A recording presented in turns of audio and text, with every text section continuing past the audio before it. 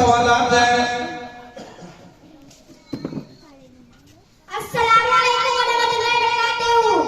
वालेकुम अस्सलाम रहमतुल्लाहि व बरकातहू।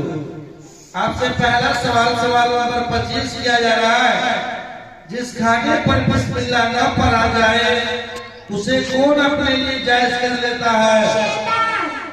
बहुत अच्छा। अगला सवाल आपके लिए सवाल नंबर 19। पाजामा और लुंगी टुकड़े से नीचे लटकाने वालों के लिए क्या वाइद है? माशाअल्लाह, बहुत अच्छा। अगला सवाल नंबर 17 है। दोपहर के खाने के बाद क्या करना चाहिए? थोड़ी देर कैलूला करना चाहिए। माशाअल्लाह, बहुत अच्छा। अगला सवाल नंबर 2। रूह की सफाई का क्या मतलब है? आदमी रूह को शिर्क और गुनाहों से बचाए। माशाअल्लाह।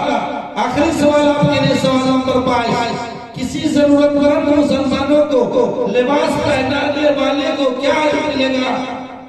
अल्लाह उसे क़यामत के दिन जन्नत का सरसब्ज़ बनाएगा। माशाअल्लाह, बहुत अच्छा। अब आप जाए। अस्सलाम वालेकुम।